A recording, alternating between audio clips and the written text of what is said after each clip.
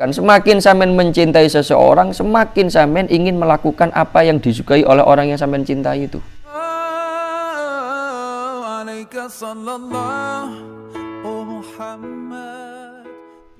Maka kata Kiai Musonef, kata Habib Abdullah Al-Haddad, menghadapnya seorang abd untuk ibadah kepada Allah, kadar ibadah abd kepada Gusti Allah itu ditentukan oleh kadar mahabbahnya kepada Allah. Semakin orang itu mahabbah kepada Allah, semakin dia itu nggak mau dipisahkan dari kondisi-kondisi tadarruk, kondisi-kondisi munajat dengan Allah. Dalam kondisi munajat dengan Allah itu apa? Ya pada saat beribadah, pada saat sholat, pada saat puasa, pada saat baca Quran, dan pada saat melakukan hal-hal yang memang membuat Allah suka. Ya sering saya gambarkan, semakin sampean mencintai seseorang, semakin sampean ingin melakukan apa yang disukai oleh orang yang sampean cintai itu.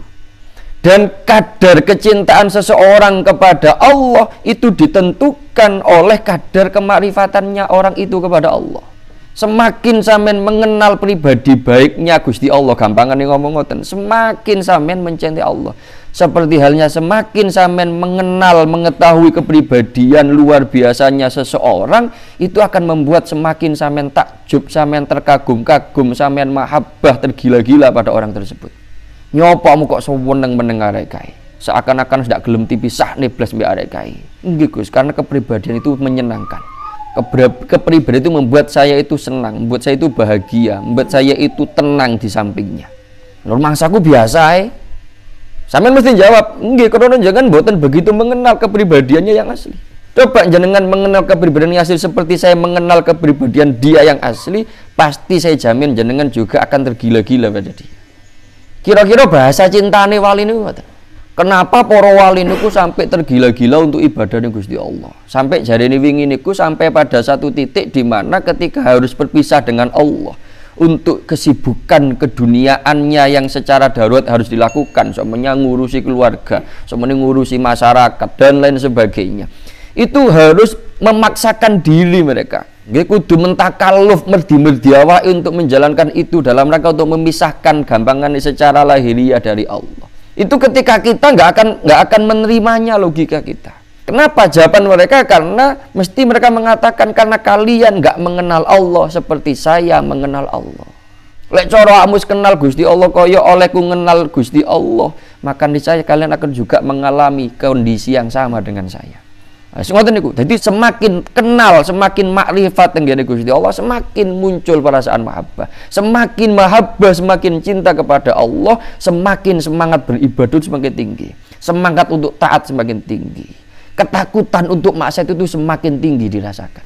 Maksiat niku intine apa? Intine perkara yang membuat Allah murka. Lho mosok lho sampean mencintai Allah, sampean mencintai seseorang dengan sengaja sampean melakukan perkara yang paling dibenci, yang sangat dibenci oleh orang itu di hadapannya. Sampean mencintai seorang fulan atau fulana, seorang apa kayak? Seorang ikhwah atau akhwat. Wah, gitu untuk gaya sidik. Seorang fulan atau fulana, seorang laki-laki mencintai seorang perempuan, anak perempuan mencintai anak laki-laki. Kalau memang mencintai betul, mustahil kalian itu akan melakukan satu hal yang kalian tahu kalau hal itu membuat kekasihmu itu marah, dan sampean dengan sengaja melakukan di depannya. Mungkin apa betul? Betul mungkin. Ini logika cinta. Ini logika cinta. Cintane para wali Gusti Allah nggih ngoten. Cintanya para wali Gusti Allah nggih ngoten karena mereka itu begitu mencintainya kepada Allah, dan mereka sadar kemaksiatan itu membuat Allah marah, membuat Allah itu melengos dari mereka. Dan ketika mereka melakukannya itu terang-terangan di hadapan Allah, tentu saja semakin membuat Allah marah. Maka mereka nggak akan pernah mau melakukan hal-hal yang membuat Allah melengos, membuat Allah berpaling, membuat Allah nesu, gampang nih. Apa itu? Ya maksiat. Sehingga tidak masuk akal enek wong ngaku walin Gusti Allah kok sewenang maksiat. Ngoten lho. Jadi logika cintanya itu nggak masuk. Ini logika cintanya itu nggak masuk. Cinta kok acuh, cinta kok nggak perhatian, kan nggak masuk akal. Yang pernah jatuh cinta ini terutama, jatuh cinta pada orang tua gitu, balik-balik lah. Jatuh cinta nggak harus ke lawan jenis, gitu. Sampai mencintai orang tuamu dan sebagainya. Jadi fakullama kanal abdu a'rafa billah kana asyadda hubban lillah. Jadi semakin orang itu mengetahui Allah atau kenal kepada Allah, semakin dia itu mencintai Allah. Wa aktsara ibadatan, dan semakin dia itu memperbanyak ibadahnya kepada Allah. Faham enggak nih? Ngeten. Berarti orang yang sedang dimabuk cinta itu, orang yang sedang pacaran atau orang ojo pacaran lah, manten nyar ben halal. Lho nyopo kok contone manten nyolek, manten lawas biasanya wis rada biasa. Manten nyar yang sebelumnya belum kenal. Pacarane bar nikah. Nggih. Kenal kemudian cara syariat digunakan, kemudian diijab kabuli, terus perkenalan, ta'arufnya, pacarannya setelah nikah. Niku seneng-senengipun. Seakan-akan dipisahkan sebentar saja nggak mau mereka itu.